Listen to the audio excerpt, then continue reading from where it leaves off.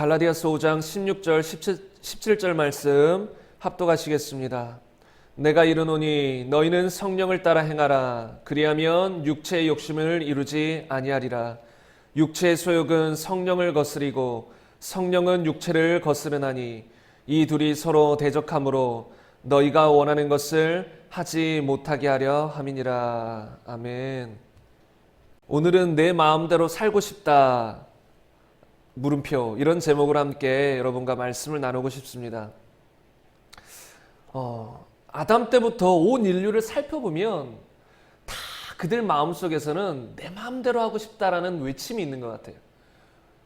원래는 하나님께서 인간을 만드시고 자유의지를 주셨어요. 근데 그 자유의지를 우리가 마음대로 사용하는 것은 분명히 성경적이에요. 하나님께서 인간을 만드시고 모든 열매를 지으신 다음에 다 우리에게 식물로 주었어요. 우리가 마음껏 먹을 수 있도록 무엇을 선택해서 먹든지 상관없이 너희가 원하는 대로 먹으라 하고 주신 거예요. 그리고 이 땅의 동물과 물고기들을 만들면서 그런 것도 다 우리에게 권한을 주셨어요. 우리가 마음대로 통치할 수 있도록, 다스릴 수 있도록. 그래서 우리는 하나님의 형상과 모양대로 지음받았고 우리가 무엇이든 마음대로 할 수 있는 존재라는 거예요. 이것은 성경에서 분명히 말하고 있는 거예요. 만약에 우리가 로봇과 같은 존재라면 하나님을 거절하며 하나님을 배반하지도 않았을 거예요. 그리고 예수님께서 이스라엘 백성들을 향해서 내가 암탉이 자기 새끼를 품듯이 너희를 품으려 한 일이 몇 번이더냐, 이런 말씀을 하실 필요도 없었어요. 왜냐하면 로봇이었다면, 하나님이 강제적으로 우리의 자유의지를 바꿀 수 있었다면 분명히 이스라엘 백성들을 다 품으셨을 거라는 거예요. 그러나 하나님은 품기를 원하셨지만 그들이 거부했다는 거예요. 이스라엘 백성이, 곧 사람이 거부했다는 거예요. 다시 말하면 하나님은 우리를 만드실 때 자유의지를 가진 존재로 만들었어요. 그러나 이 자유의지가 남용되도록 하나님이 허용하신 건 아니에요. 너희가 이 땅에서는 모든 것을 다스리고 마음껏 할 수 있으나 너희는 내가 통치한다. 이 땅의 신은 너희지만 내가 너희를 이 땅의 신으로 다스리는 존재로 세웠지만 너희의 신은 나다라는 거예요. 아담이 하나님과 같은 신이 아니라 그냥 피조물이지만 이 땅에서는 신과 같은 존재로 세워주셨는데 그래도 너의 신은 나라는 거예요. 그래서 많은 사람들이 말하기를 선악과의 의미 중에 하나가 하나님의 주권이라고 말해요. 선악과를 주신 이유 중에 하나가 너는 내가 통치한다는 거예요. 그렇기 때문에 너는 모든 열매를 먹을 수 있으나 선악과는 절대로 먹어서는 안 된다. 그 의미 안에 포함된 것 중에 하나가 너는 나의 주권에 속해 있어야 된다는 거예요. 나의 말에, 나의 명령에 순종해야 한다는 거예요. 그런데 아담이 어떻게 했죠? 그 하나님의 명령을 어기기 시작합니다. 무엇 때문에요? 뱀 때문에. 곧 옛뱀, 곧 마귀 때문에. 마귀는 어떤 존재지요? 가장 먼저 하나님을 배반한 존재, 가장 먼저 하나님의 통치에서 벗어난 존재, 가장 먼저 내 마음대로 살고 싶다라고 외친 존재. 다시 말하면 내가 이제까지 하나님만을 찬양했는데 왜 하나님만 찬양해야 되는가? 나도 찬양받으면 안 되는가? 나도 하나님 위치에 올라가면 되지 않는가? 이렇게 교만한 마음을 품었던 존재가 마귀인데 그 마귀가 하와에게 나타나서 똑같이 그런 마음을 주기 위해서 미혹한다는 것이죠. 하나님께서 이 땅에 동산에 있는 모든 나무의 열매를 먹지 말라더냐 물었습니다. 그때 하와는 이렇게 말합니다. 동산에 있는 모든 나무의 열매들을 먹을 수 있는데 저기 중앙에 있는 열매는 먹지 말라 하셨다. 그랬더니 그 뱀이 또 이렇게 말합니다. 아니다. 하나님은 그렇게 말씀했을지 몰라도 그 열매를 먹는다고 한들 너는 절대로 죽지 않는다. 선악과를 먹어도 너는 절대로 죽지 않는다. 하나님의 말씀과는 정반대의 말을 합니다. 하나님의 통치에서 벗어나도록 하나님의 말씀을 거짓말로 만들어버려요. 그래서 성경에 보면 마귀는 처음부터 거짓말하는 자더라고. 처음부터 거짓말하는 자가 마귀입니다. 하나님의 말씀을, 진리를 거짓말로 바꿔버립니다. 절대로 죽지 않는다고. 하나님은 절대로 반드시 죽는다라고 했는데 마귀는 나타나서 너는 절대 죽지 않는다. 그리고 네가 그 열매를 먹으면 너의 눈이 밝아져서 하나님과 같이 될 것이다 라고 유혹합니다. 그리고 그 하와가 그 마귀의 말을 떨쳐버렸으면 되는데 아니다. 하나님은 분명히 죽는다고 하셨다. 나는 하나님의 통치 안에 거한다. 나의 신은 하나님이다라고 하고 마귀의 그 명령을, 마귀의 그 유혹을 물리쳐버려야 되는데 그 유혹을 받아들입니다. 머릿속에 그 유혹을 받아들였어요. 거기까지도 괜찮습니다. 우리도 살다 보면 마귀가 어떤 주는 생각들을 머리 안에 받아들이는 경우들이 수없이 많을 거예요. 그런데 그때 빨리 그것을 물리쳐야 돼요. 회개하고 돌이켜야 돼요. 그런데 그 순간 하와는 그 생각을 품고 그 선악과를 바라봅니다. 선악과를 바라보니 정말로 그 마귀의 말처럼 먹음직스럽고 탐스럽고 하나님처럼 지혜롭게 할 만큼 탐스러운 열매로 보이기 시작하는 거예요. 그래서 그것을 따먹어 버리는 거예요. 그때부터 온 인류는 하나님으로부터 단절되기 시작했어요. 하나님의 영이 떠나가 버렸어요. 영적인 죽음이 왔다는 거예요. 분명히 하나님은 죽으리라고 하셨어요. 반드시 죽는다. 그러나 그 열매를 먹었다고 육신이 바로 죽은 것은 아니었어요. 그 죽음은 첫째로 어떤 죽음이냐면 영적인 죽음이에요. 하나님의 생명이 이 안에서 떠나갔다는 거예요. 그래서 육적인 죽음도 따른 것이죠.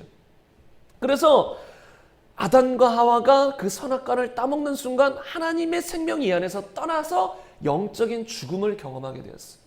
그때부터 영이 주장하고 있던, 영의 생명으로 살아가고 있던 아담이 육적인 생명으로 살아가기 시작했어요. 혼적인 타락한 세상에서 살아가기 시작했어요. 그래서 그들 마음속에서 계속해서 솟아나는 것은 하나님의 통치는 싫다. 내 마음대로 살고 싶다. 로마서 1장 28절에도 보면 사람들이 마음에 하나님 두기를 싫어하며 하나님이 그들을 상실한 마음대로 내버려 두사 합당하지 못한 일을 하게 하셨으니. 그래서 모든 사람의 기본적인 마음속에는 어떤 마음이 있냐면 내 마음대로 하고 싶다. 이 말에는 어떤 의미가 들어가 있어요? 하나님 없이 내 마음대로 살고 싶다. 온 인류가 아담 때부터 이 마음속에서 원하는 건 내 마음대로 살고 싶다는 거예요. 이걸 다른 표현으로 하면 내가 주인이고 싶다. 그 누구도 나 건들지 마라. 그것이 지금 현대에서는 이게 아주 강력하게 표출되고 있잖아요. 동성연애나 여러 가지 이런 것들이 다 합법화를 시키면서 내 마음대로 하고 싶다는 거예요. 아니 내가 그냥 동성연애 하고 싶다는데 왜 나를 차별하냐 이거예요. 왜 내가 담배를 피고 술을 마시고 내가 마약을 하고 내 마음대로 하고 싶은데 왜 나를 가로막냐 이거예요. 내가 당신들에게 무슨 피해를 주냐 이거예요. 내 인생 내 것인데 왜 건드냐 이거예요. 그래서 모든 사람 마음속에서는 기본적으로 내가 주인된 마음이 있다는 거예요. 하나님을 떠나서 마귀처럼 내가 주인된 마음이 있다는 것이죠. 마귀가 왜 마귀일까요? 저는 마귀의 모습을 실제로 본 적은 없어요. 그냥 이 영적인 느낌으로 어떤 뱀의 모습으로는 많이 느끼지만 실제로 마귀가 어떤 모습으로 생겼는지는 모르지요. 그런데 많은 사람들이 마귀를 생각하면 뿔이 막 있고 험악하게 생기고 이렇게 생각하잖아요.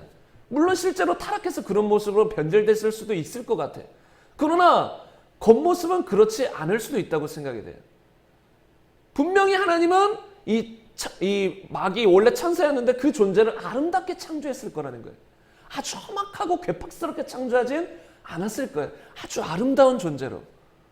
그런데 그 마귀가 마음속에 교만함을 품고 내가 하나님을 떠나 내 마음대로 살겠다. 내가 하나님 위치에 올라가겠다. 왜 내가 하나님의 통치 안에 거해야 되냐. 나도 찬양받는 존재가 되고 싶다. 그런 마음을 품는 순간 천국에서 하나님이 바로 쫓아내신 것이지. 그런데 그전에는 분명히 1초 전에는 그 순간 전에는 천사였어요. 근데 그런 마음을 품는 순간 마귀가 돼버렸어요. 중요한 건 속마음이 변한 거예요. 겉모습이 변한 것은 아니라는 거예요. 어찌 보면 지금도 마귀는 겉모습은 아름다운 모습일 수 있는 거예요. 광명한 천사의 모습일 수 있는 거예요.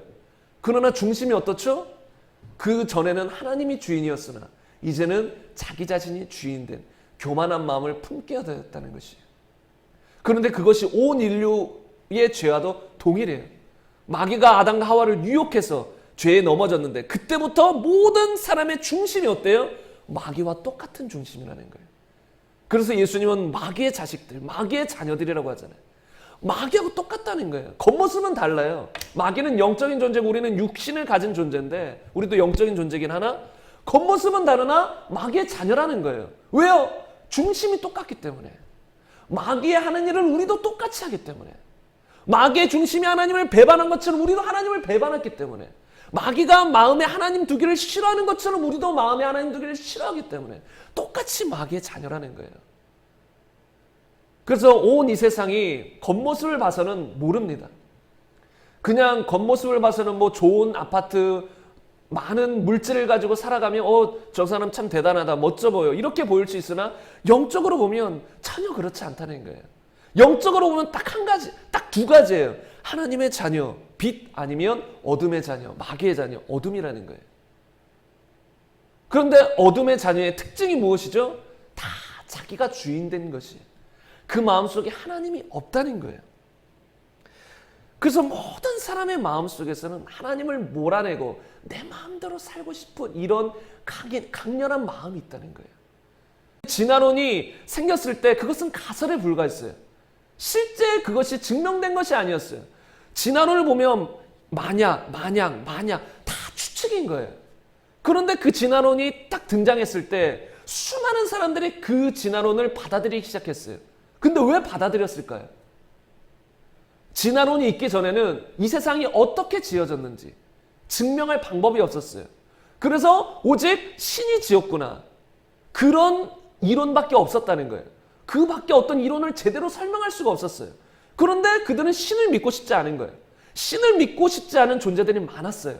그런데 그 사람들은 어떻게 우리가 존재했는지 그것을 구체적으로 설명할 방법은 없었어요. 다만 하나님은 싫었던 거예요. 왜요? 하나님을 인정하는 순간 그분의 말씀 안에서 살아야 되는 걸 알기 때문에 그것이 싫은 거예요. 하나님이라는 존재 자체가 싫은 거예요. 그런데 진화론이라는 것이 딱 생기는 순간 그것을 구체적으로 이것이 정말 맞는가 그른가를 따져보지도 않고 쉽게 받아들이는 거예요. 싫으니까, 하나님이 싫으니까 그것에 대한 반발로, 반작용으로 진화론이라는 그런 이론을 받아들이게 됐다는 거예요. 그래서 지금은 현대에 와서는 이 많은 과학자들이 밝혀내기를 진화론은 완전히 허구라는 거예요. 그것은 과학적으로 봐도 절대로 불가능하다는 거예요. 제가 그것을 지금은 뭐 설명할 시간은 없지만 정말로 그것은 과학적, 현대의 어떤 유전 공학적으로도 봐도 절대로 그렇게 될 수가 없다는 거예요. 유전되는 것으로만 봐도 아무리 원숭이가 자기 세대에 진화했다고 해도 자식은 다시 그 유전을 받아서 그대로 원숭이가 태어나지 어떤 더 진화된 존재가 태어날 수 없다는 거예요. 그런데 그들은 하나님이 싫기 때문에 그것에 대한 반작용으로 진화론을 받아들였다는 것이죠.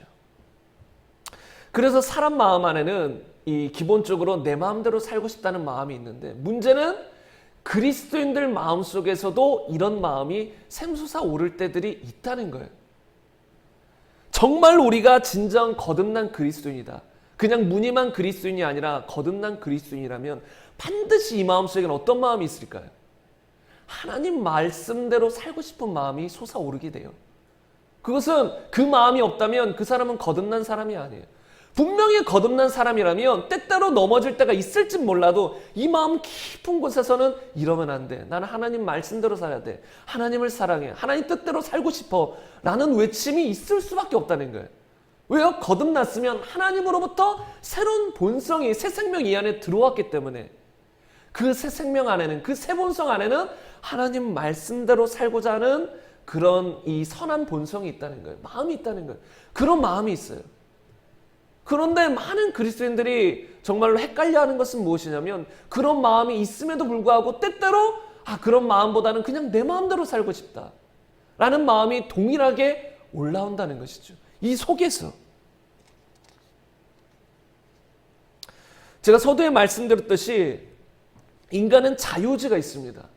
하나님이 분명히 자유의지를 주셨어요. 그러나 그 자유의지는 모든 것을 허용한 것은 아니에요. 선악과를 허용하지 않았듯이 하나님은 하나님의 말씀의 테두리 안에서 우리가 자유롭게 살기를 원했어요.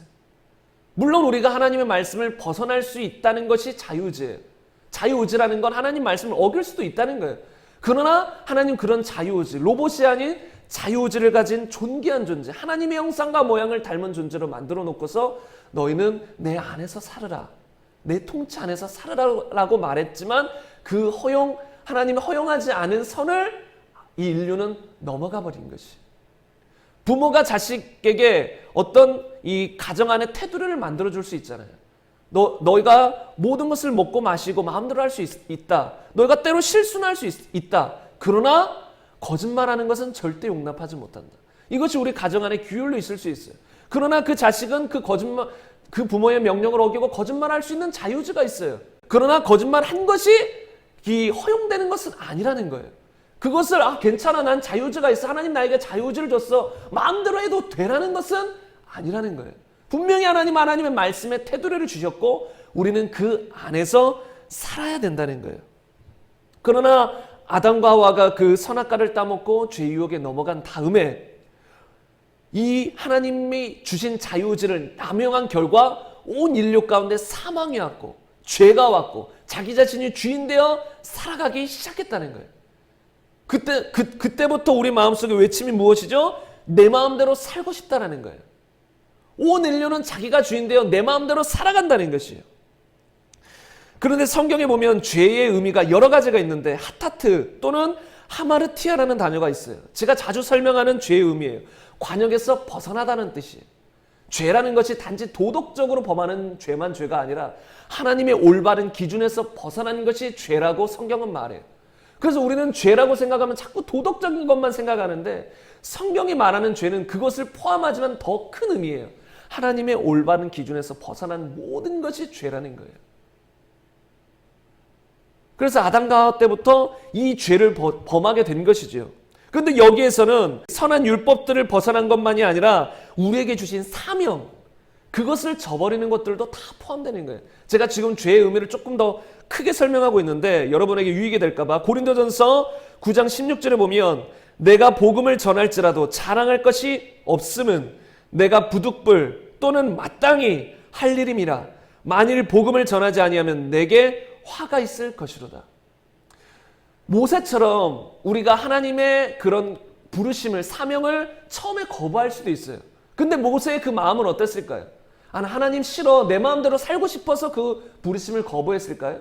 성경에 보면 그렇지 않아요. 나는 말이 둔합니다. 어찌 내가 그 사명을 감당할 수 있겠습니까?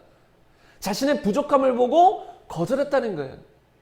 그런 거절은 우리 삶 속에 있을 수 있어요. 그러나 어떤 사람들은 그런 거절이 아니라 어떤 거절이냐면 어떻게 주의 길을 가, 어떻게 이 명령대로 살아갈 수 있어 하면서 거절하는 경우들도 있다는 거예요. 그래서 제가 이렇게 목회의 길을 가다 보면 종종 그런 말을 듣게 돼요. 어떻게 이렇게 힘든 길을 택하시냐고, 어떻게 이렇게 힘든 길을 가시냐고. 물론 이 목회의 길을 가는 것이 쉬운 길만은 아니죠. 그런데 만약에 제가 이것이 힘들다, 육신적으로 정말 힘든 길이다, 그래서 제가 이거를 거부한다면 오히려 저에게는 화가 있을 수 있다는 거예요. 왜요? 사도 바울은 분명히 말했어요. 내가 복음을 전할지라도 자랑할 것은 없으면 내가 마땅히 할 일이다. 사도 바울은 사명을 받았다는 거예요. 하나님의 명령을 받았다는 거예요. 그가 주님을 믿는 순간 너 이 사명을 가지고 이 이방인의 사도가 되어라는 주님의 명령을 받은 것이에요. 근데 그것을 거절한다는 것은 곧 주님을 따르기를 거절한다는 거예요. 주님의 명령을 따르기를 거절한다는 거예요. 그래서 우리가 단지 어떤 주님의 이 성경책에 기록된 율법의 말씀들만 어긴 것, 이 율법의 말씀들을 어긴 것, 그것만이 아니라 주님이 나에게 개인적으로 주시는 어떤 사명, 부르심을 계속 거절하는 것도 주님의 명령을 어기는, 통치를 어기는 그런 일들이라는 것이죠. 그리고 또 나아가서 오늘 본문 말씀에 나온 것처럼 우리는 성령을 따라 행해야 됩니다. 단지 율법의 말씀에 국한되어서 살아가는 게 아니에요. 율법은 한정되어 있잖아요. 우리 삶 속에서 어떤 세세한 것까지 다 말해져 있진 않아요. 그런데 지금 신약시대에는 성령님이 우리 안에 오셔서 우리를 이끌어 나가신다는 거예요. 이 말씀을 기본으로 하고 이 말씀 위에서 우리의 삶을 이끌어 나가는 분은 성령님이세요. 그러면 우리는 성령의 인도함을 받아야 돼요. 그러나 그 바리새인들은 어땠죠? 이 율법 말씀을 문자적으로는 겉으로는 지키는 듯 했어요. 겉으로는. 그러나 속은 어땠어요? 속은 아주 악했다는 거예요. 예수님은 그들을 비유하기로 무덤과 같다. 겉은 그냥 이렇게 괜찮은 회칠한 무덤, 겉은 괜찮아 보이는데 속은 썩은 뼈들로 가득하다. 그러니까 겉으로 율법을 어느 정도 지키는 것, 그게 하나님 우리에게 원하시는 것이 아니에요. 그것이 하나님의 통치를 받는 게 아니에요. 성령의 통치를 받아서 우리의 속사람이 날마다 주님을 따라가는 것. 그게 하나님의 통치를 제대로 받는다는 것이죠. 그런데 문제는 무엇이냐면 이렇게 거듭난 그리스도인들이라면 하나님의 성령이 이 안에서 우리의 삶을 자꾸 인도해 나가시려고 해요. 그래서 날마다 하나님 뜻대로 살아가려고 해요. 그러나 한편으로는 내 마음대로 살고 싶다. 하나님의 통치에서 벗어나서 내가 원하는 대로 살고 싶다라는 마음이 이 마음속에서 올라올 때들이 있다는 거예요. 예수님이 이 땅에 오셔서 성령을 받은 후부터 수많은 사람들이 이런 고민 속에 빠졌다는 거예요. 분명히 나는 하나님 말씀대로 살고 싶은데 왜 내가 때때로 하나님 말씀을 벗어나서 내 마음대로 살아갈까? 그리고 때로는 알면서 모르고 짓는 죄는 그나마 괜찮은데 때로 알면서도 많은 그리스도인들이 죄를 범한다는 거예요. 이러면 안 되는데, 이러면 안 되는데, 하나님이 이러면 안 된다고 했는데 때때로 그 어떤 유혹들에 넘어진다는 거예요. 왜 이런 일들이 그리스도인들 안에 일어날까?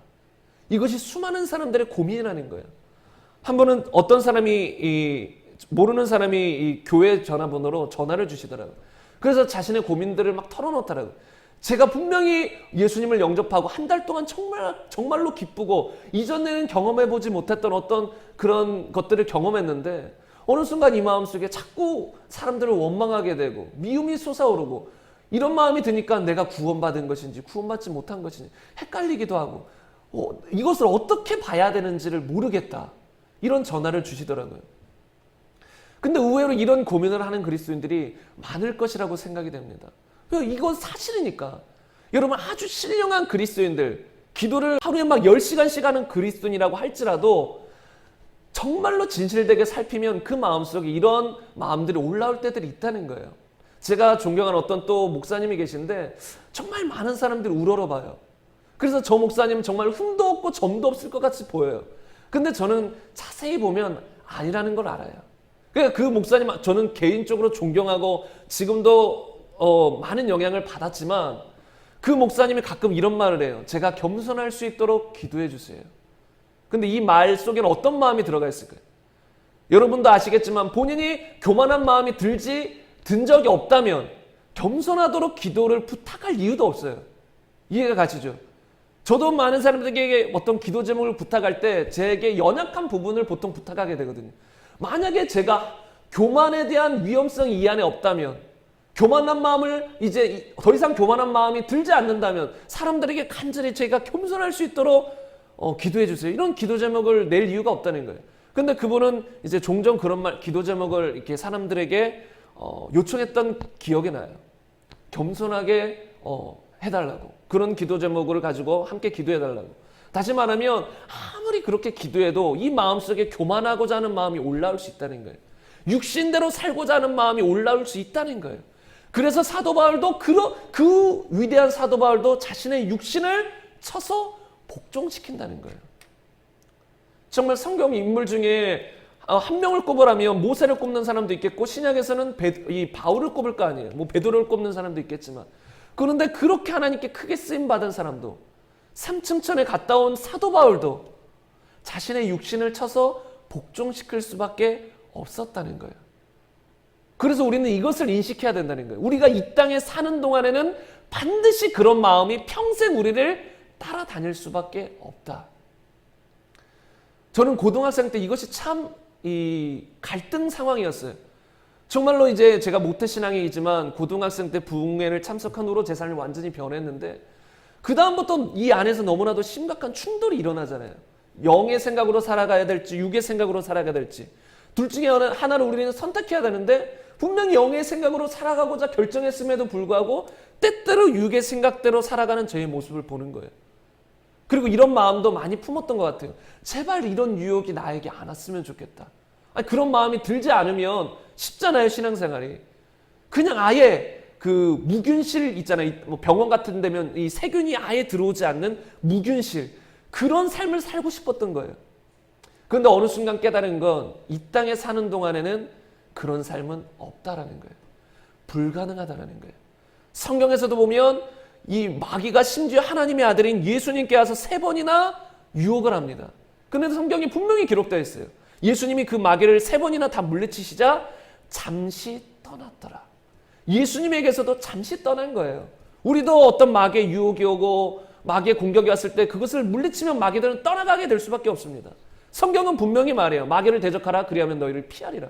분명히 우리를 피해요. 근데 한 번 이겼으면 평생 그냥 마귀가 떠나서 안 왔으면 좋겠어요. 그런 유혹이 안 왔으면 좋겠어요. 솔직한 심정이에요. 마귀가 또 오면 귀찮잖아요. 그걸 또 물리쳐야 되고 계속 깨어있고 그게 때로는 힘들거든요. 근데 분명히 와요. 잠시 떠나니라. 그래서 예수님은 우리가 평생 깨어있으라는 거예요. 끝까지 인내함으로 깨어있으라는 거예요. 주님 오실 때까지 깨어있으라는 거예요. 왜요? 그때까지 마귀는 우리를 우는 사자와 같이 삼키려고 계속 다가올 것이고 또 우리의 혼과 육은 거듭나지 않았다는 걸 알아야 돼요. 많은 사람들이 이제 구원받은 것에 대해서 아주 표면적으로만 생각하는데 요한복음 3장 3절 이하에 보면 예수님께서 사람이 거듭나지 아니하면 하나님 나라를 볼 수 없다라고 했어요. 다시 말하면 정말로 거듭나야만 천국에 들어갈 수 있는데 니고데모가 이렇게 묻습니다. 아니 사람이 늙었는데 어떻게 다시 태어날 수 있습니까? 다시 엄마 뱃속 모태에 들어갔다가 다시 나와야 됩니까? 이해가 안 되는 거예요. 육신적인 생각으로는. 그래서 예수님이 뭐라고 하시죠? 사람이 물과 성령으로 나지 아니하면 하나님 나라에 들어갈 수 없다. 육으로 난 것은 육이고 영으로 난 것은 영이다. 우리가 어머니 뱃속에서 태어난 건 육적으로 태어난 것이에요. 육으로 태어난 것이지만 우리는 영은 죽은 상태예요. 하나님의 생명에서 떠나 있는 상태예요. 영의 기능은 있지만 하나님의 생명이 없어요. 그래서 영의 기능이 있다는 건 무엇이냐면 이 무당들은 이 신내림을 받잖아요. 귀신들과 접한다는 거예요. 그래서 그것도 영적인 접함이에요. 영의 기능은 살아있어요. 그러나 영이 죽었다는 의미는 무엇이냐면 하나님의 생명이 이 안에 없다는 거예요. 그래서 제대로 된 올바른 기능을 할 수 없는 거예요. 그래서 이런 상태이기 때문에 영의 하나님의 생명, 영생이 없는 죽은 상태이기 때문에 영으로 다시 태어나야 된다는 거예요. 거듭난다는 표현은 다시 태어나다. 원어로 보면 하늘로부터 태어나다라는 거예요. 하늘로부터 영적으로 다시 태어나야 된다는 거예요. 무엇이요? 영이 다시 태어나는 것을 말해요. 이게 구원이에요. 그런데 우리의 혼, 지정이 생각하고 느끼고 어떤 의지적인 부분은 거듭나지 않았어요. 이것은 어떻게 해야 되냐면 우리가 하나님의 말씀으로 날마다 새롭게 바꿔나가야 되는 거예요. 로마서 12장 2절 다 하시는 말씀을 보면 너희는 이 세대를 본받지 말고 오직 마음을 새롭게 함으로 변화를 받으라고 했어요. 우리의 마음은 새롭게 해야 되는 거예요. 날마다 마음을 새롭게 해야만 하는 거예요. 만약에 이 일을 게을리하면 어떻게 될까요? 날마다 마음을 새롭게 해서 나의 영의 생각이 나를 주장하도록 성경의 생각이 나를 주장하도록 마음을 새롭게 하지 않으면 이 땅의 가치관, 이 땅의 생각, 마귀가 심어주는 생각들이 이 마음에 혼에 자리 잡게 되어서 그 생각이 우리를 끌고 나가게 될 수밖에 없는 거예요. 왜요? 이 안에서 영은 자꾸 하나님 말씀대로 끌려가는데 혼은 중간에 낀 거예요. 껴가지고 하나님 말씀, 영의 생각을 받아서 살아갈 수도 있고 아니면 이 세상의 생각을 받아서 살아갈 수도 있는 거예요. 그래서 그리스도인들은 타락의 가능성이 있다는 거예요. 어떤 사람들은 칼빈의 영향을 받은 사람은 타락할 수는 없다. 정말로 하나님이 택했으면 죽기 직전이라도 회개시켜서 천국 보낸다. 저는 실제로 이걸 들은 거예요. 죽기 직전이라도 회개시킨대요. 하나님이 강제로. 그러니까 하나님이 택했으면 무조건 천국 간다는 거예요. 근데 그런 논리는 성경에는 없습니다.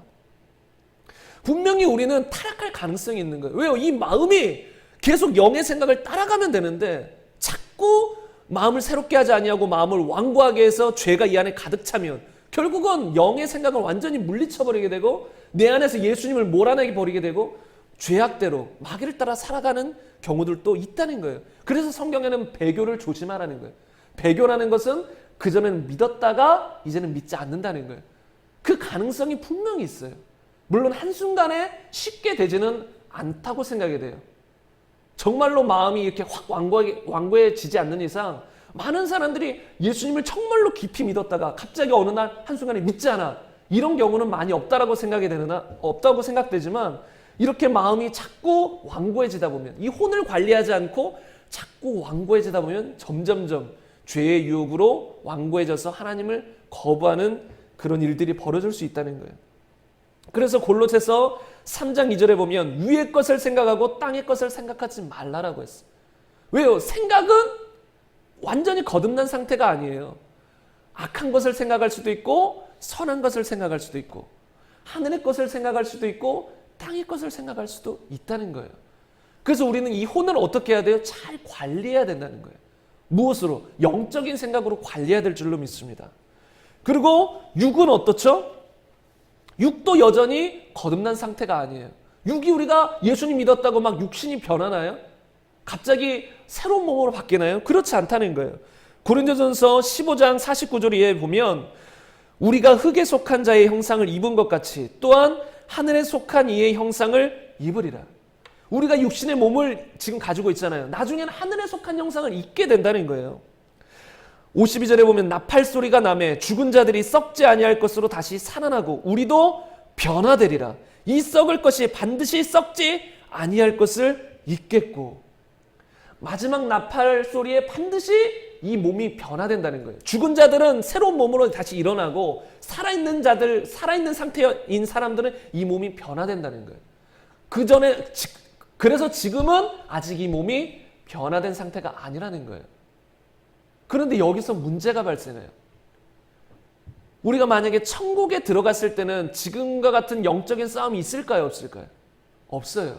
만약에 천국에서도 이런 영적인 싸움을 매일 해야 한다면 고통스러울 것 같아요. 천국에서도 매일 깨어 기도해야 되고 매일 깨어 육신을 쳐서 복종, 그러면 더 이상 천국이 천국 같지가 않을 것 같아요. 왜? 평안이 없잖아요. 물론 영적인 평안은 있지만 계속 육적으로는 고달플 수도 있고 계속 치열한 싸움을 해야 되는데 성경에서는 우리를 군사라고도 표현하잖아요. 영적으로 보면 우리는 전쟁터 가운데 있는 거예요. 그러니까 전쟁터 가운데 있으니까 때로 이 주님의 은혜로 마음은 편안할지라도 이 육신은 힘들 수밖에 없는 거예요. 전쟁터 가운데 있는데 그냥 퍼즐나게 잘 수 있나요? 저기 언제 쳐들어올지를 모르는데 항상 긴장하고 깨어 있어야 되는 거예요. 영적으로. 우리가 그런 상태예요. 근데 천국에서도 만약 그렇다. 얼마나 힘들겠어요. 그런데 천국은 그렇지 않다는 거예요. 그때는 완전히 부활한 몸을 입게 되는 거예요. 근데 안타깝게도 지금은 완전히 우리가 부활한 몸을 입은 이 변화된 존재가 아니에요. 영만 거듭난 상태예요. 그래서 주님 오실 때까지는 이 영으로 우리의 혼과 육을 다스리며 살아가야 된다는 거예요. 우리 그리스도인이 해야 될 일이 이거예요. 그러니까 우리가 때때로 우리의 마음속에 그런 마음이 올라온다고 나는 왜 아직도 변화가 안 됐을까? 이럴 필요가 없다는 거예요. 그렇게 마음을 품는 순간 자꾸 속게 돼요. 성경은 분명히 이렇게 표현합니다. 우리가 예수님과 함께 십자가에 못 박혔다고. 사도 바울은 내가 그리스도와 함께 십자가에 못 박혔나니라고 표현돼요. 그런데 어떤 사람들은 이런 구절들 가지고 나도 그렇게 바울처럼 살고 싶다. 나도 바울처럼 십자가에 못 박혀서 살고 싶다. 나는 근데 아직도 못 박히지 않았어. 나는 오늘도 못 박아야 돼. 근데 아직도 못 박지 못했어. 이렇게 살아가는 사람들이 많아요. 근데 여기서 큰 착각이 있는 거예요. 사도 바울은 내가 그리스도와 함께 날마다 십자가에 못 박히는 삶을 살아가려고 하는 게 아니에요. 나는 벌써 못 박혔다라고 고백하는 거예요.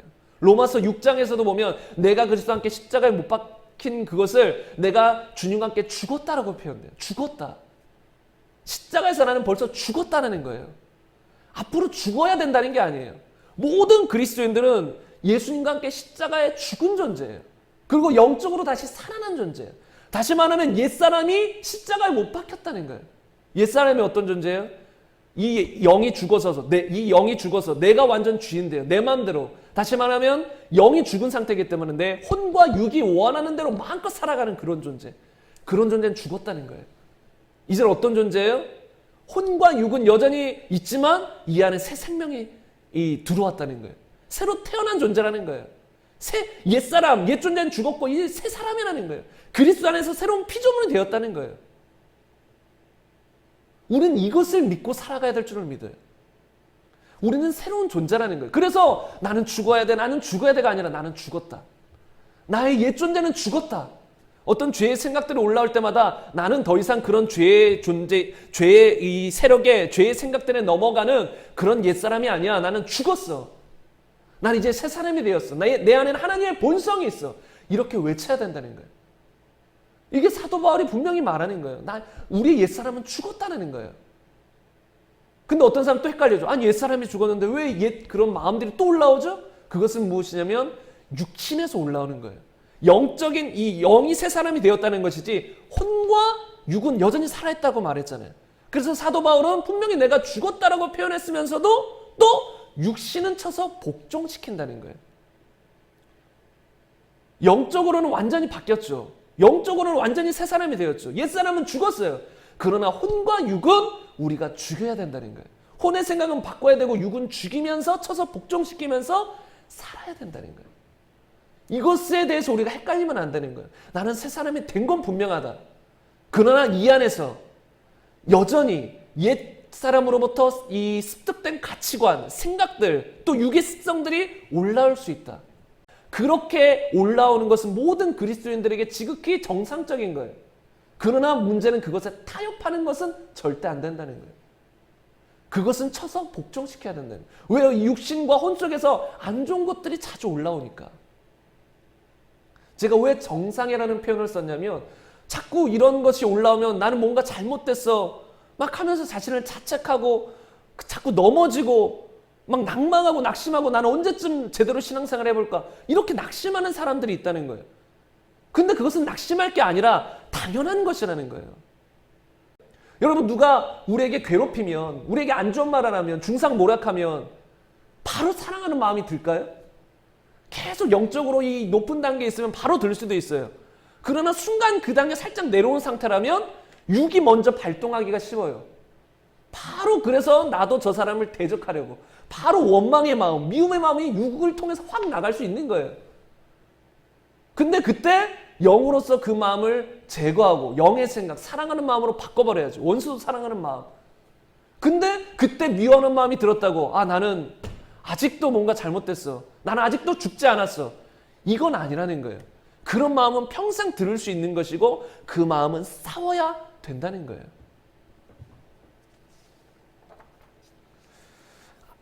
아담과 하와 때는 어땠을까요? 아담과 하와 때도 이 혼이 있었고 육이 있었어요. 아담과 하와 때도 영혼 육이 다 있었어요. 근데 그때는 이 죄를 짓기 전에는 성경에 뭐 그런 것에 대해서 구체적인 원리가 나와 있지는 않지만 이 아담의 영, 하나님의 생명이 들어있는 영이 혼과 육과 온전히 하나가 되어서 완전히 이 다스리는 상태였을 거예요. 그래서 혼과 육이 영의 완전한 지배를 받았기 때문에 어떤 타락도 이루어질 수가 없는 거예요.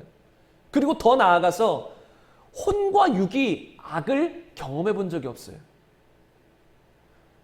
저는 뭐 술, 담배를 해본 적은 없지만 술, 담배 그리고 마약을 해본 사람들 그것을 끊기가 힘들다고 하잖아요. 왜요? 경험해 봤기 때문에 그래요. 그런 것을.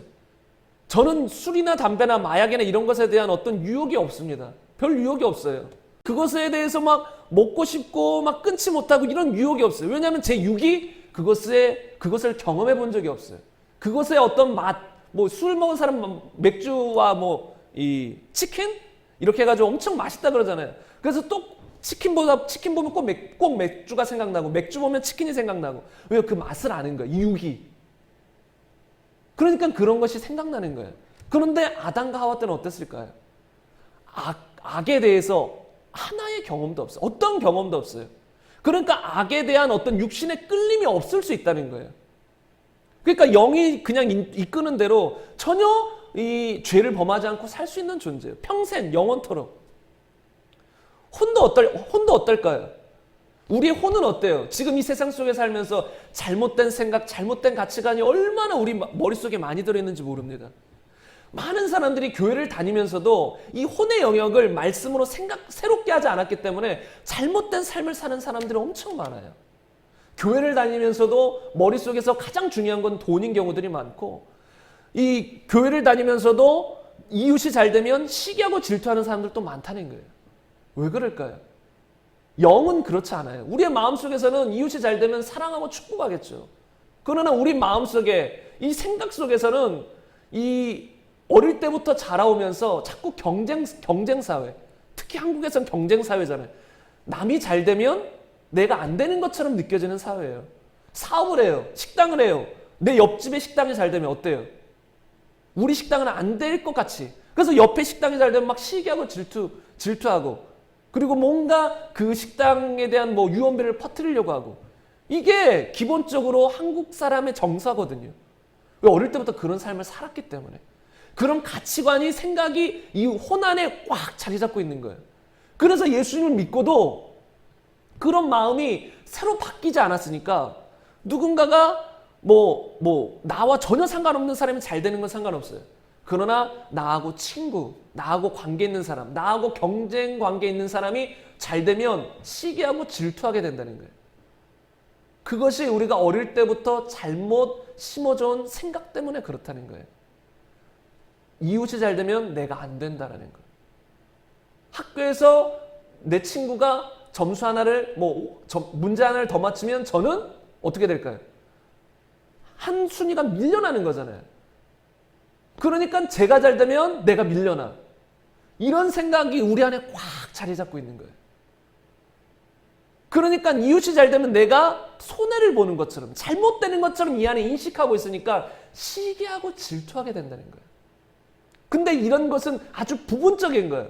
이 땅에 살다 보면 이런 잘못된 생각들이 너무나도 많아요. 마귀가 이 땅에 심어놓은 생각들이 너무나도 많다는 거예요.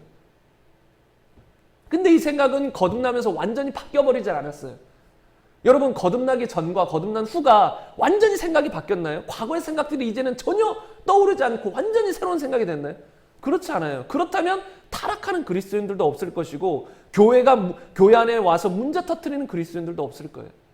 그러나 교회 안에 많은 문제가 있어요. 물론 거듭나지 못한 그리스도인들이 있어서 그런 경우도 있지만 거듭났음에도 불구하고 문제 터뜨리는 사람들이 많아요. 왜요? 여전히 거듭나기 전에 세상적인 생각을 교회 안에도 가져와서 여전히 그 생각대로 행하는 거예요.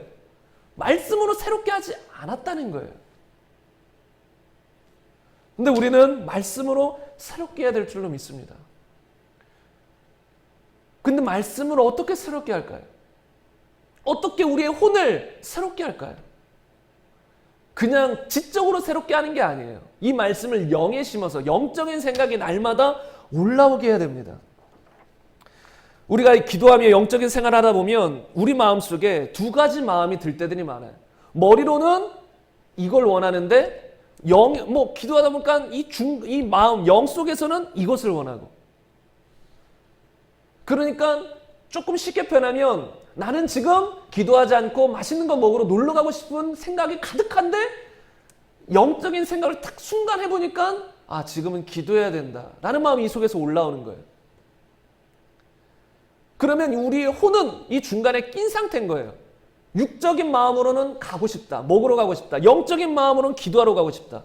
그럼 이때 우리가 무엇을 해야 되냐면 영적인 생각이 혼을 장악하도록 결정해 줘야 되는 거예요. 너희는 성령을 따라 행하라. 그리하면 육체의 욕심을 이루지 아니한다. 근데 그것을 성령을 따라 행하는 건 누구의 역할이에요? 나의 역할이라는 거예요. 어떤 사람들은 이렇게 원해요. 성령님, 나를 그냥 끌고 가주세요. 강제적으로 끌고 가주세요. 저도 그런 기도들 하죠. 강권하여 주옵소서. 나를 강제로 끌고 가주옵소서. 그런 간절한 마음이죠. 그러나 그렇게 강력히 이 성령님 우리를 이끌고 나가려고 하실 수는 있겠지만 강제적으로 못 한다는 거예요. 만약에 강제적으로 할 수 있는데 성령님이 안 한다. 그럼 또 그게 뭔가 하나님의 사랑에 의문을 품을 수밖에 없는 거예요. 그렇지 않아요? 만약에 강제적으로 우리를 다 끌어갈 수 있는데 안 하고 계세요. 그래서 많은 사람은 지옥으로 떨어져요. 그럼 이게 얼마나 불합리한 거예요. 그러나 하나님은 우리에게 자유의지를 줬고 그 자유의지는 터치하지 않는다는 거예요. 우리의 혼적으로 우리의 생각을 갑자기 확 바꿔버리진 않아요. 어떤 생각들을 자꾸 생각나게 하고 집어넣으시고 하나님의 생각이 떠오르게 할 수는 있으나 강제적으로 바꿔버리진 않아요. 로봇처럼. 그냥 뭔가 컴퓨터에 딱 입력하면 그냥 로봇가 확 바뀌어버리잖아요. 입력한 대로. 그렇게 되진 않아요. 우리가 스스로 생각하고 판단하고 그래서 하나님의 뜻대로 살아가기로 결단하는 것이지. 그래서 여호사도 나와 내 집은 오직 하나님만 섬기겠다. 여호와만 섬기겠다. 결단인 거예요. 물론 그 안에는 이면에는 하나님의 은혜와 도우심이 있지만 중간에 우리의 혼이 결정해야 한다는 거예요. 너는 선택하라 이거예요. 너는 오늘 주님을 위해 살지, 주님을 섬길지, 아니면 우상을 섬길지 선택하라 이거예요. 근데 주님은 계속 도우시죠. 나를 선택하라. 회개하고 나에게 돌아오라. 나의 뜻 가운데 거하라. 계속해서 주님은 문을 두드리시고 권면하시고 강권하시지만 그 안에서 우리가 그 중간에서 해야 될 건 우리라는 거예요. 대신해 주지 않아요. 성령을 따라 행하라잖아요. 행하는 건 우리 몫이라는 거예요. 우리의 혼의 역할인 거예요. 성령의 감동이 있을 때마다, 우리 안에서 이끄시려고 할 때마다 우리는 그 성령님을 따라 행하는 건 우리의 역할이라는 거예요. 그럼 어떻게 돼요? 육신의 욕심을 이루지 않게 된다는 거예요. 그래서 신앙생활이라는 건 무엇이냐면 날마다 치열한 전투인데 단지 외부적인 전투가 아니라 내적인 전투예요. 내적인. 내 마음의 싸움.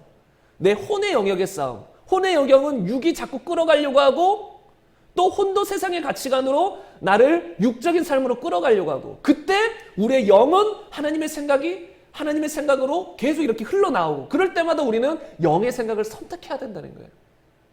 그 싸움이 때로는 힘들어요. 그래서 어떨 땐 이러지도 못하고 저러지도 못하고 이거 하고 싶은데 또 내 안의 감독은 저렇게 하라고 하시고 그때 막 이 안에서 갈등이 있는 거예요. 근데 그때 우리는 무엇을 선택해야 될까요? 영의 생각을 선택해야 한다는 거예요. 근데 많은 그리스도인들이 여기서 실패해요. 여기서 육신을 따라가요. 육신이 원하는 것을 따라가요. 그러다 보면 영의 생각들은 자꾸 소멸되어 가요. 이 안에서 그전에는 막 영의 생각들이 막 올라오다가 자꾸 육의 생각대로 살아가다 보니까 깊은 곳에는 여전히 있겠지만 배교하지 않는 이상 하나님을 떠나지 않은 이상 있겠지만 이게 거의 소멸된 것처럼 잘 느껴지지가 않아요. 그래서 거듭났지만 겉모습은 육의 사람처럼 보이는 경우들도 있어요. 그런 사람들은 확 빨리 돌이켜야 되죠. 위험한 상태예요. 자꾸 육신대로 살면 결국 어떻게 될까요? 로마서 말씀대로 육신대로 살면 죽을 것이로다. 욕심이 잉태하면 죄를 낳고 죄가 장성하면 사망에 이르는 거예요. 결국은 그 육신을 자꾸 허용하고 죄가 자꾸 우리 안에 침투하게 되면 결국은 그 사람은 사망으로 갈 수밖에 없는 거예요. 그래서 제가 이 시간 결론적으로 여러분에게 말씀드리고 싶은 건 우리는 날마다 치열한 전투 속에 살아야 되는 걸 잊으면 안 돼요. 어떤 전투요?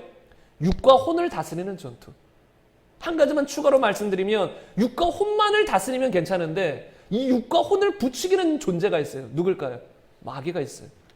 만약에 마귀만 없었어도 좀 쉬웠을 것 같아요. 육과 혼을 다스리는 게.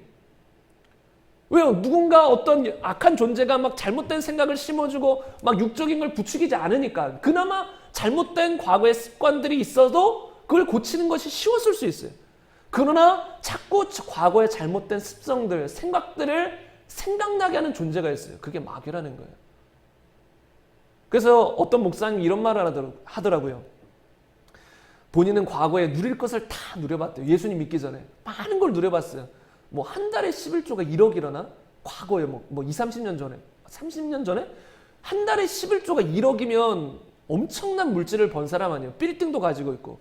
그런데 그 사람이 예수님 믿고 그것들 다 주님께 헌신하고 이렇게 가시는데 그분이 이런 말 하더라고요. 본인은 하루에 2-3시간 정도 2시간인지 3시간인지 기도를 하지 않으면 안 된다고요. 왜냐하면 본인은 과거에 그만한 많은 것들을 경험해 봤기 때문에 그걸 이기려면 기도하지 않으면 자기는 안 된다고. 그만큼 과거에 이 죄악을 많이 경험해 봤기 때문에 유혹거리가 너무 많은 거예요. 저는 골프를 치지 않아요. 한 번도 쳐보지 않았어요. 골프 유혹은 전혀 없습니다. 그래서 어떤 목사님들은 골프 때문에 목회가 망하는 경우도 있어요. 왜요? 골프가 너무 재밌으니까 목회에 집중하기보다 골프 치러 돌아다니는 거예요. 왜? 과거에 경험해 봤어요. 그리고 기도하려고 하면 마귀가 어떤 생각을 집어넣어 줄까요? 골프 생각을 싹 집어넣어줘요. 그러면 기도하려고 하다가도 기도 잠깐만 하고 골프 치러 가야 돼. 이렇게 가는 거예요. 물론 골프 운동으로서 잠깐 치는 거 그것 자체를 죄라고 여기진 않아요. 그런데 그것이 영적인 세계에서 어떻게 움직이는가를 봐야 돼요. 나는 분명히 성령님이 지금 기도의 자리를 이끄시고 계신데 마귀는 골프의 생각을 집어넣는다는 거예요. 그래서 이 육을 자극해요. 나의 과거의 혼적인 그 재미난 느낌을 자극해요. 그래서 골프 치는 자리로 이끈다는 거예요. 유혹한다는 거예요. 그래서 그 목사님은 기도하지 않으면 안 된다. 나는 그만큼 많은 세상의 죄악을 경험했기 때문에 기도하지 않으면 그 죄의 파도를 이길 수가 없다. 왜요? 마귀가 그런 우리 안에 육신에 심어져 있는 죄의 습성들, 육신은 경험한 것들을 알잖아요. 느낌을 알잖아요. 재미난 걸 알잖아요. 혼도 알잖아요. 그러니까 마귀가 자꾸 부추기는 거예요. 혼과 육만 있으면 그나마 괜찮은데 마귀가 이 땅에서 계속 우리를 유혹하는 거예요. 우리를 지옥으로 끌고 가려고. 그래서 우리는 정말로 깨어 있어야 되는 건 무엇이냐면 우리 육신을 우리의 혼과 육을 마귀가 계속해서 부추긴다는 거예요. 단지 혼과 육의 문제를 넘어서 마귀가 그것을 자꾸 사용하려고 해요. 이 육을 하나님이 사용해야 되는데 마귀가 자꾸 사용하려고, 불의의 병기로 사용하려고 한다는 것이죠. 그래서 우리는 날마다 깨어 기도하며 그 마귀의 이 유혹들을 대적해야 한다는 거예요. 그러나 내 힘만으로는 절대 불가능해요. 그래서 우리는 어떻게 해요? 기도해야 돼요. 기도하고 날마다 말씀 가운데 거하도록 말씀을 묵상하고 생각해야 돼요. 그렇지 않으면 마귀의 그 속임수는 쉽게 이길 수가 없습니다. 마귀가 얼마나 지혜로운데요. 세상적인 말로 정말 지혜로워요. 6,000년 전부터 온 인류를 꾀던 자가 마귀예요. 정말 이 세상에서 엄청난 지혜롭다고 하는 사람을 다 깨는 존재가 마귀예요. 근데 우리 힘만으로, 나의 의지만으로 이길 수 있을까요? 불가능해요. 그래서 우리는 날마다 주님의 은혜를 구하는 거예요. 주님 도와달라고. 내가 오늘도 시험에 들지 않게 악에서 구하옵소서. 주님이 가르쳐 주신 주기도문 아니에요. 시험에 들지 않게 깨어 기도하라. 시험에 들지 않게 하옵시고 악에서 구하옵소서. 이래서 우리는 신앙생활이는 무엇이, 신앙생활이라는 건 날마다 주님의 은혜를 구하고 깨어서 마귀를 대적하며 육신을 쳐서 복종시키는 삶이라는 것이죠. 제가 간절히 원하기는 우리 모두가 이런 삶을 살길 바랍니다. 분명히 이 예배가 끝나고 집에 돌아가면서도 육신의 생각은 올라올 수 있어요. 막 3박 4일 어떤 큰 수련회 가면 막 많은 사람들이 은혜 받습니다. 막 성령의 능력들을 받습니다. 근데 마지막 날에 분명히 경고하더라고요. 그 목사님. 수련회 떠나는 순간 마귀들이 당신들이 기다리고 있다고. 깨어 있어야 된다고. 가까운 사람으로부터 당신들을 유혹할 것이라고. 그런 말들로 이렇게 경고하시더라고요. 분명히 지금 이 예배를 끝난 후부터 분명히 마귀는 또 유혹할 거예요. 우리의 생각을 하나님이 아닌 다른 것에 집중하도록, 천국이 아닌 이 땅에 집중하도록. 그러므로 여러분 깨어있길 바랍니다. 기도하시기 바랍니다. 날마다 그 주님의 임재 안에서 주님께 집중된 삶을 살아가시기를 간절히 예수님의 이름으로 축복합니다. 내 마음대로 살고 싶다. 이것을 물리치시고 영으로 성령을 따라 살고 싶다. 이 마음으로 살아가시길 바랍니다. 내 마음대로 살고 싶다는 건 결국은 이 소리예요. 하나님 없이 내 육신대로, 내 혼이 원하는 대로, 세상 가치관대로 마귀를 따라 살고 싶다. 그게 내 마음대로 살고 싶은 마음이에요. 육신으로부터 올라오는 마음이에요. 이 마음을 쳐서 복종시키고 내 안에서 깊은 곳에 올라오는 참된 평강과 만족이 있는 영적인 생각으로 살아가시는 저와 여러분이 되시기를 간절히 바랍니다. 우리 시간 함께 기도했으면 좋겠습니다. 우리 시간 함께 기도하실 때에 이렇게 함께 기도했으면 좋겠습니다. 하나님, 때때로 육신과의 싸움이 어려울 때도 있습니다. 과거를 돌이켜보면 때로 육신에 넘어져서 졌을 때도 있습니다. 그러나 하나님, 이제부터는 더욱더 온전히 주님께 집중되어서 날마다 육신을 쳐서 복종시키는 삶을 살아가게 하옵소서. 하나님, 그리스도인은 이기는 자입니다. 우리가 이기는 그리스도인이 될 수 있도록 성령님 붙들어 주시옵소서. 그리고 또한 하나님, 내가 일주일을 살면서 지금까지 살면서 육신대로 살았던 부분이 있다면 하나님 용서하여 주옵소서. 하나님을 내 안에서 몰아내고 내 마음대로 살아가고 내 뜻대로 살아가고 내가 주인된 것처럼 살아갔던 부분들을 다 용서하여 주시고 하나님, 이제는 주님의 뜻대로 성령을 따라 살아가는 나의 삶이 되기를 원합니다. 주님, 나의 평생에 이끌어 주옵소서. 평생에 주님을 떠나지 않고 육신을 쳐서 복종시키는 삶을 살아가게 하여 주옵소서. 성령으로 충만하게 하여 주옵소서.